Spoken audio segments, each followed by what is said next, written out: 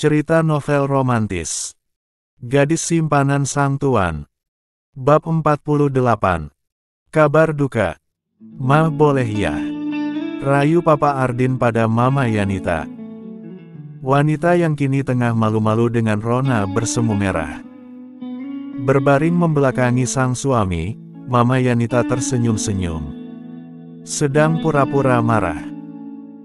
Melihat istrinya yang hanya bergeming, membuat Papa Ardin berinisiatif, melingkarkan tangannya di perut Mama Yanita.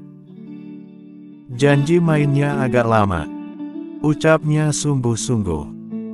Mendengar itu, makin semangat hati Mama Yanita, ternyata ucapan Albert ada gunanya juga. Setidaknya, ada suara hati istri yang tersampaikan, meski ia malu-malu mengakui. Benar. Tanya Mama Yanita, belum mau berbalik, suaranya sedikit dibuat ketus. Agar Papa Ardin percaya kalau dirinya sedang merajuk, minta untuk segera dijenguk. Iya, Ma. Tapi udahan yah marahnya. Papa Ardin semakin mengusal, merapatkan dirinya dengan sang istri. Mana tahan, dia kalau tidak diberi jatah selama seminggu. Ya itulah ancaman Mama Yanita dan Sarah sehabis memukuli Albert. Jangan salah ya, bapak-bapak satu ini walaupun umurnya sudah setengah abad, tetapi karismanya masih sangat kental. Tanpa perut buncit, apalagi kepala botak. Oh, tidak. Si Papa Ardin masih terlihat atletis, meskipun perut kotak-kotaknya sudah sedikit mengendur. Wajah tegas, dengan rahang keras, harusnya masih cukup oke untuk membuat istrinya kewalahan semalaman.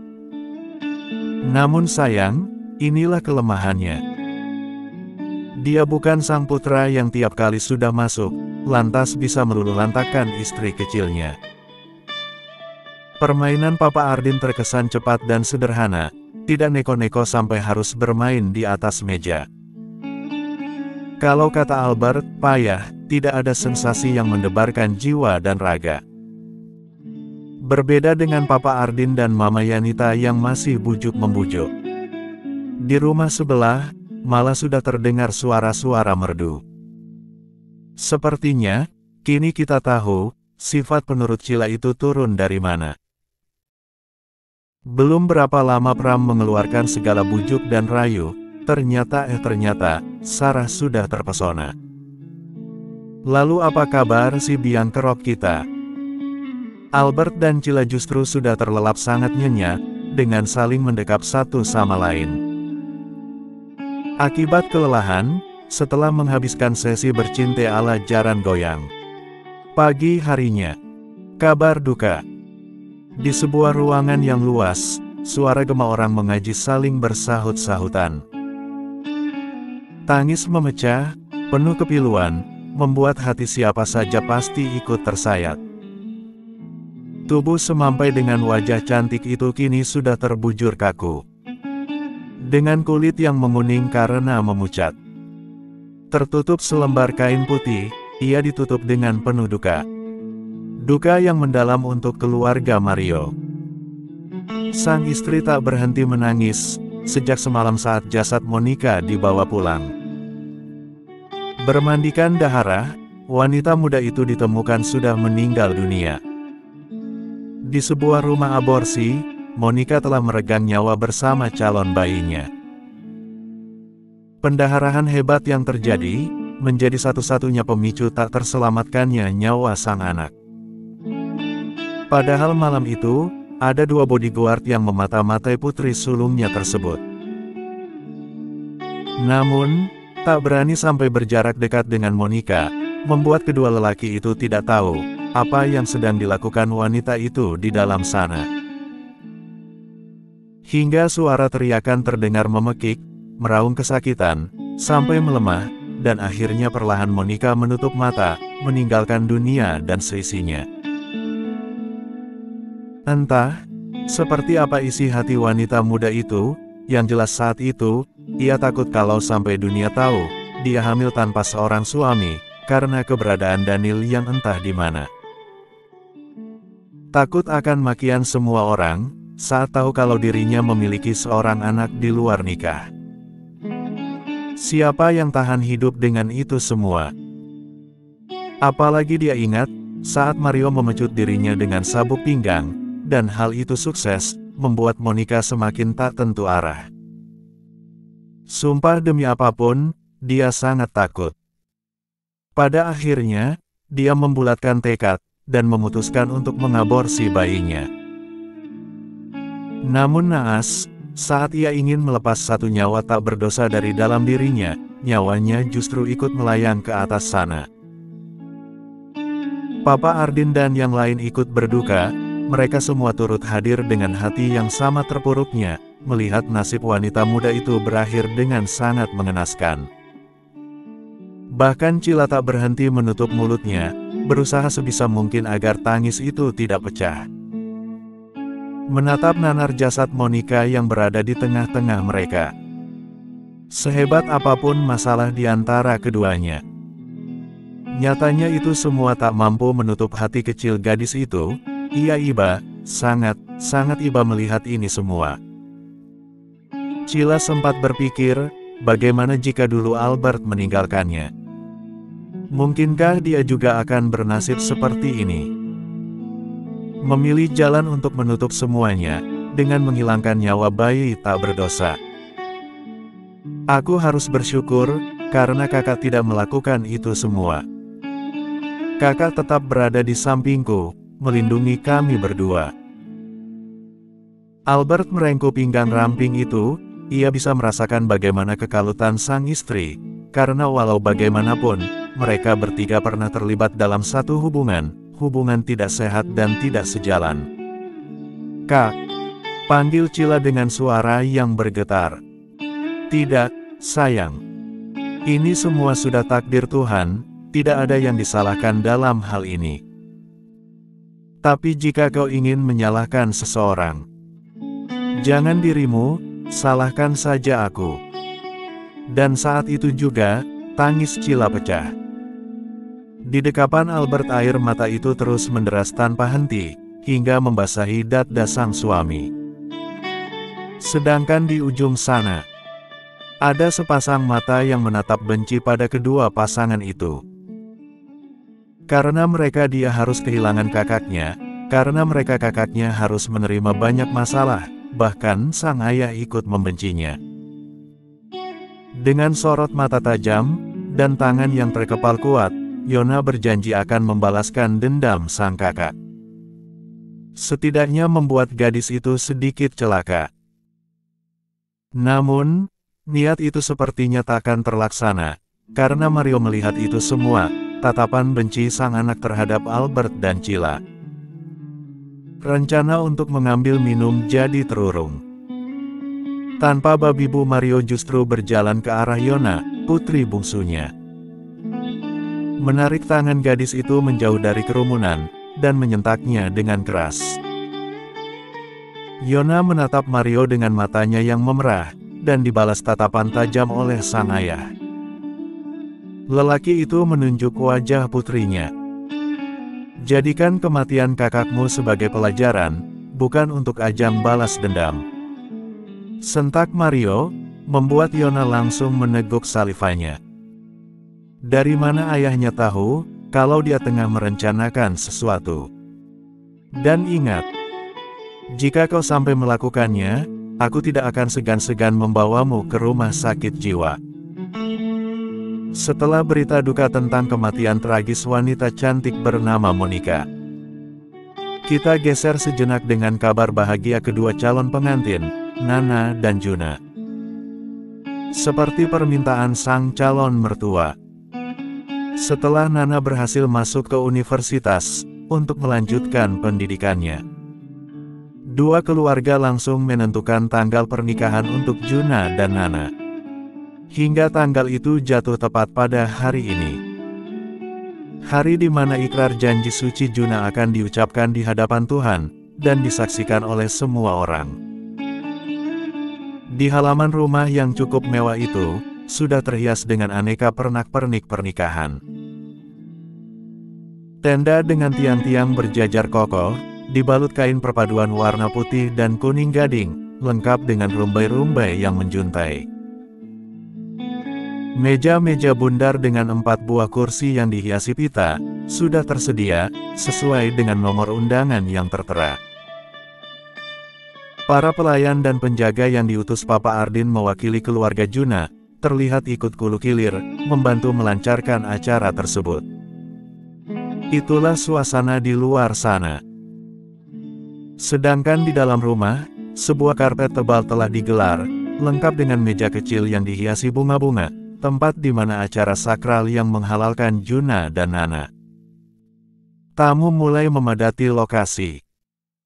Sang calon pengantin pria bahkan sudah datang dengan iring-iringan, menuju tempat yang telah disediakan.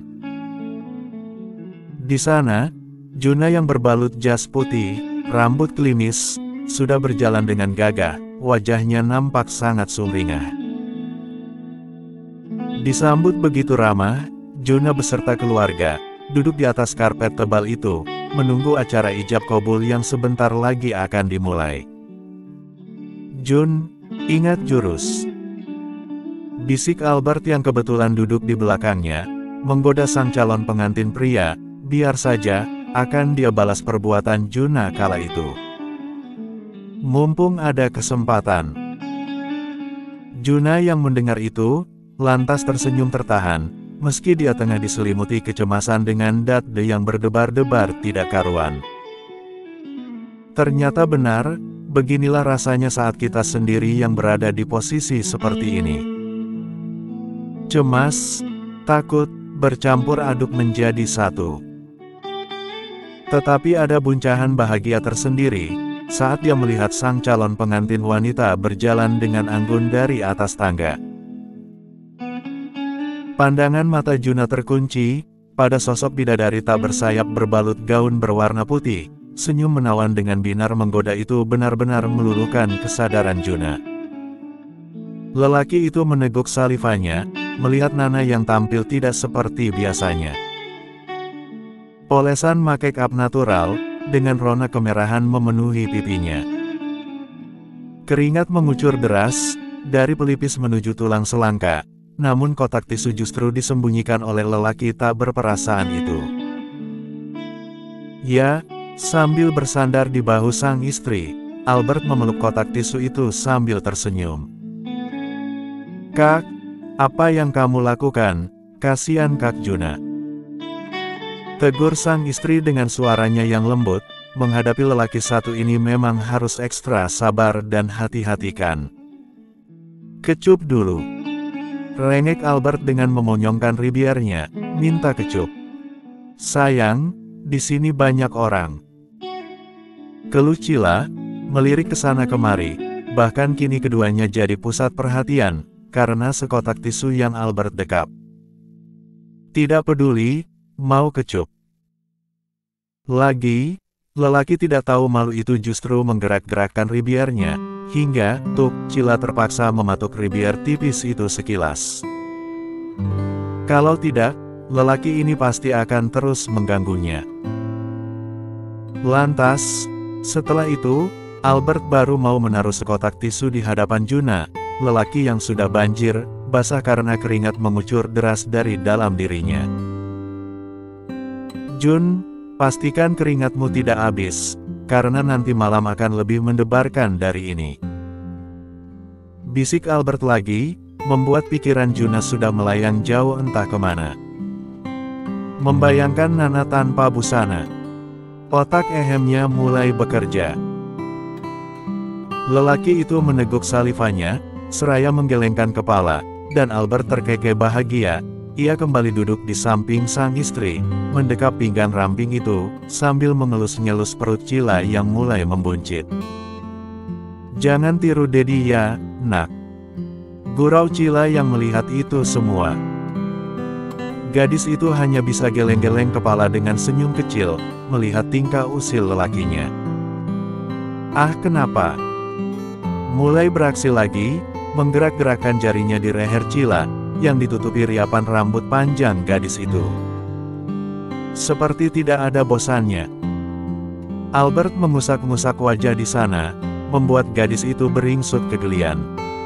"Sayang, jangan dong." Kini riber lelaki itu sudah memenuhi tengkuknya. "Kau yang memulai, Hani."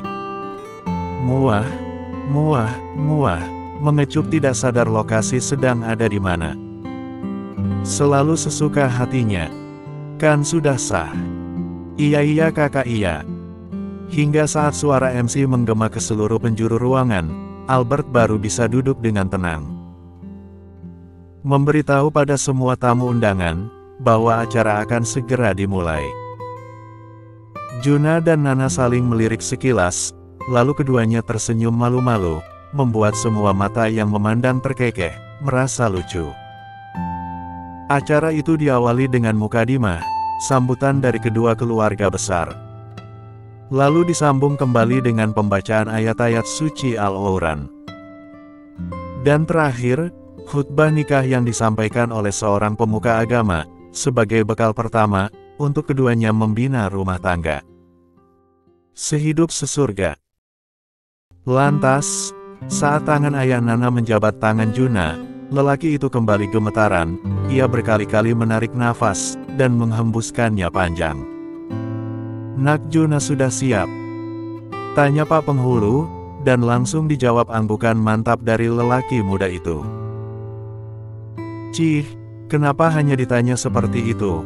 Waktu aku yang menikah sepertinya lama sekali sesi tanya jawabnya," batin Albert.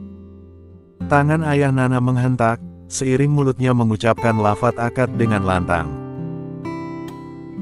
Dan Juna mengulang kalimat itu dengan satu kali tarikan nafas, hingga semua orang berteriak, "Sah." Alhamdulillah. Ungkapan rasa syukur itu langsung bergema memenuhi ruangan, tempat di mana acara akad itu dilaksanakan. Nana menitikkan air mata bahagianya, menengadahkan tangan saat sang penghulu membacakan doa-doa. Hari ini, ia sukses berganti status menjadi seorang istri. Istri dari lelaki bernama Almas Juna Aditama. Setelah untaian doa itu selesai dan diakhiri kata, "Amin," dengan penuh cinta Juna memasangkan cincin kawin di jari manis Nana. Dan setelahnya kecupan dalam Juna berikan di kening sempit itu, kening yang sudah halal ia jamah sesuka hati. Mulai hari ini, Juna sudah bisa melepaskan perjaka yang selama ini ia jaga, untuk gadis yang begitu cinta, Meliana Soraya. Istrinya. Lanjut ke bab 49.